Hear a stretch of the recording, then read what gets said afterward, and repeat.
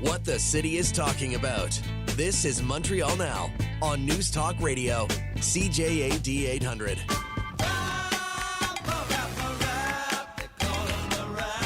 That is James Mennie. He is over at the Montreal Gazette. And Jim, that would be my first question. Do you remember 31 centimeters of snow on this date in 1993?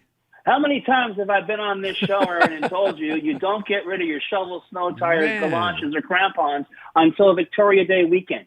That's crazy. Okay, we're not getting that. We're getting, she said, I think Lori said maybe up to 10. But yeah, again, because then again, for everybody who rushed to get their snow tires off. Yeah, we're getting 6 inches of snow. Okay, get a hold of yourself, Jim. We might not.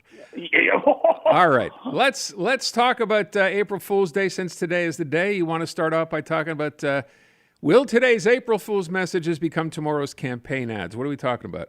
Well, people are having fun and they're depicting politicians doing ridiculous things with other politicians. But you know what? The problem is, with the advent of AI, it's getting more and more difficult to tell the fake from the really fake.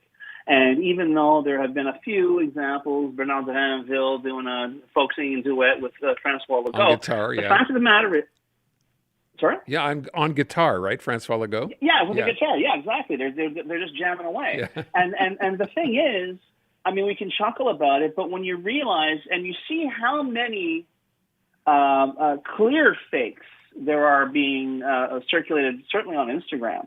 But I almost get the impression that a lot of people are field testing stuff, but there's a lot of stuff out there, I think, that is far more efficient than we've been led to believe.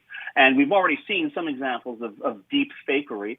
It wouldn't surprise me at all. Certainly in the coming U.S. election, and perhaps even on our own federal and down the road provincial elections, the access to this technology is becoming so broadened, and the expertise required is not that high. So, in the old days, it was don't believe anything you hear and only half of what you see. Now it's like don't believe anything you see or hear, or unless you get corroboration from presumably some non-online source. But it's kind of crazy. We may actually, if we want to get the true story on stuff, we may actually have to go back to traditional means, like either reading stuff or actually attending the event if you really want to find out what happened. But that's where we are, and I don't think it's untoward to think that the way technology is changing so quickly, and the way, and I hate to say this, but the way we in general have rushed to embrace this changing technology makes me a little worried for the future, certainly in terms of the democratic process, if nothing else. As we get closer and closer to elections, both municipally and, of course, federally by 2025, I wonder who that sort of determining voice is to let you know that what you're seeing is, who do we have to rely on to determine, to your point, what's real and what's not?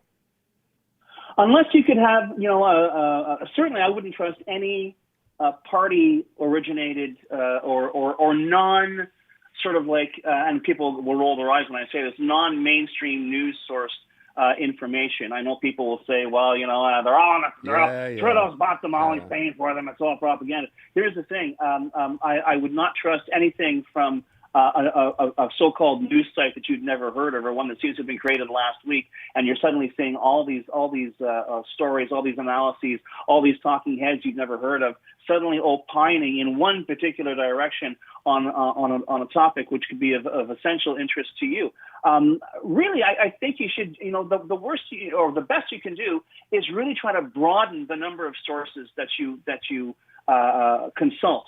If you want to find out what's going on around you, whether it's in your neighborhood, whether it's in your politics, you've really got to go out and look for more than one source because these days, and lest we forget, by the way, Facebook has put an embargo on all actual news files. So if you see what's purporting to be news on Facebook, as we say, back in the day, buyer beware. You have no idea what you're getting. We live in scary times, and again, closer to elections, it's even worse. So yeah, keep an eye out, and maybe read everything twice. Maybe is not a bad way to approach it, right? I mean, Absolutely. You're going to read it on one place, go read it somewhere else, see that it's corroborated somewhere else, because otherwise I'm starting to worry. Jim, let me talk about Bruno Pelletier. For people who don't know, we found out today he had passed away. I know Jean Charest said glowing things about him. What can you bring us up to date on him? He was essentially the softer face of what we've seen in the past 20 years in Quebec's kind of, they call it nationalism. He called himself an autonomist. He believed in the idea of of asymmetrical federalism, which is, and I'm pretty sure when you hear those words, Aaron, when a lot of listeners hear those words, will be transported back to the 80s and the 90s when we heard words like that coming up. It was a means of Quebec saying, listen, we want to stay in confederation. We don't want to be confrontational, but we want to have what we have. And because what? And this was the other buzzword that came along with his particular era, which was because of the specificity of Quebec. Yeah. But what I find interesting is when you look back on his legacy, first of all, as I say, it was a softer face. It was less confrontational, less us versus them, as has been evidenced by the likes of Francois Legault.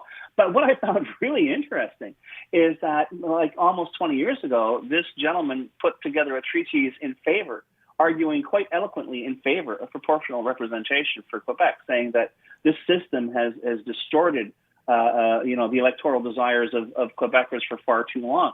And of all the things that, aren't being mentioned today and will not be paid attention to, I think this very fundamental and very important and necessary change to our political geography is something that's going to be neglected for years to come.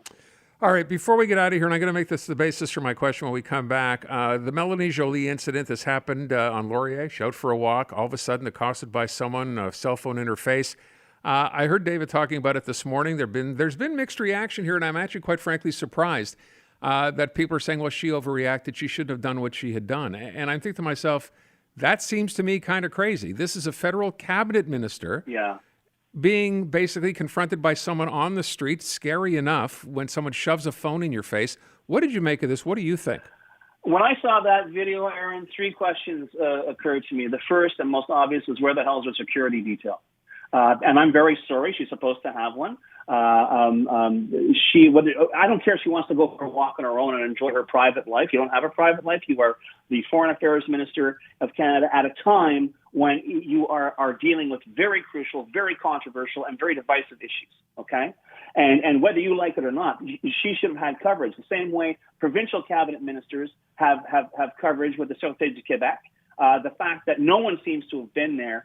That was my first question. Where's the detail? The second detail is, listen, as we were mentioning before about, online information, we only see the video. We don't know what happened before. We don't know what happened after. Right. But from what I would I'm looking at this video, Aaron, and what concerns me is, was this just a fortunate coincidence that this man who has very clear views on Palestine and a number of Palestinian refugees coming to Canada should just happen to be on the same street and just happen to run into the very foreign affairs minister who is sort of like, who is in charge of that particular file? Or are we to conclude, Aaron, that there are perhaps certain groups that feel comfortable enough keeping certain politicians under surveillance, and when they see, as they did this weekend, that they're unattended, that their security is compromised, get up in their face? And I'm not exaggerating. This could have just as easily gone south as what we saw on that video.